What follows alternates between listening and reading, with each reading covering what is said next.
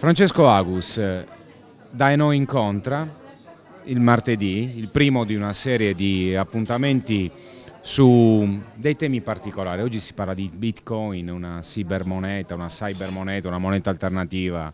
Cosa ti incuriosisce di questo fenomeno?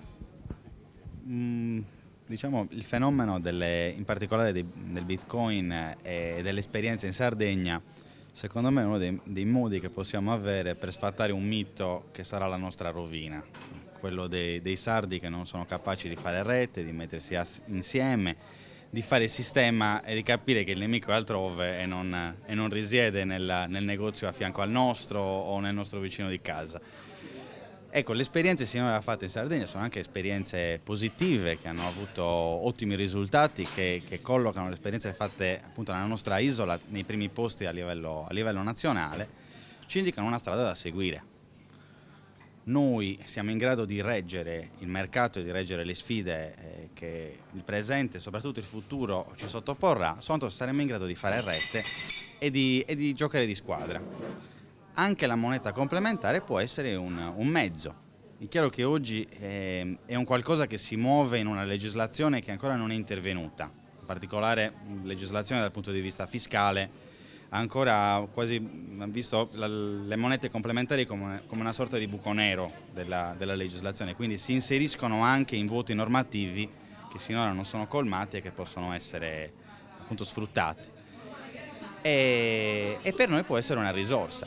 Oggi è vero che soprattutto la piccola imprenditoria è in forte crisi, perché le recenti manovre fiscali degli ultimi anni hanno tartassato quel settore economico che era uno dei settori trainanti nel nostro paese e soprattutto nella nostra regione.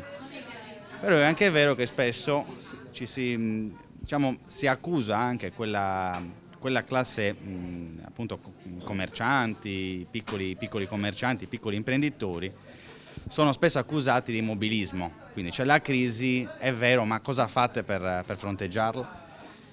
Le monete complementari e la diffusione di queste nuove forme di moneta può essere anche un mezzo efficace per alleviare la crisi e per sottrarre anche importanti flussi economici agli ipermercati, al commercio quasi depersonalizzato che sta distruggendo il commercio delle città. Per cui io sono favorevolissimo allo sviluppo e all'investimento in queste nuove forme di supporto alle attività commerciali.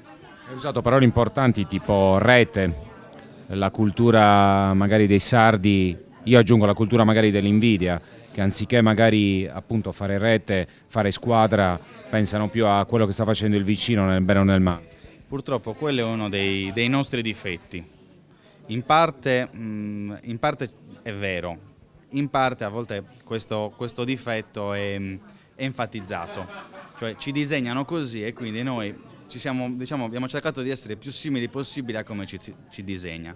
Secondo me i sardi sono anche tante altre cose, hanno anche tante altre qualità, per cui si deve superare quello che per me è un difetto del primo dei difetti, riuscire a fare rete e capire che la salvezza non sarà per uno o per l'altro, non sarà di uno a scapito dell'altro, o sarà tutti insieme o non ci sarà per nessuno. Quindi il commerciante che pensa davvero che il suo rivale, quello che ha la serranda a fianco alla sua, sia il suo rivale, è uno che non ha capito. Cioè, il suo concorrente non è quello che è a fianco. Il giorno dopo la chiusura del suo rivale diretto, di quello che ha la Staria Cinesca a fianco alla sua nella Savia, il giorno dopo sarà la sua l'attività a lasciare il posto appunto ad altre forme per cui appunto questo è un auspicio ed è politicamente anche quello per cui mi sento di lavorare.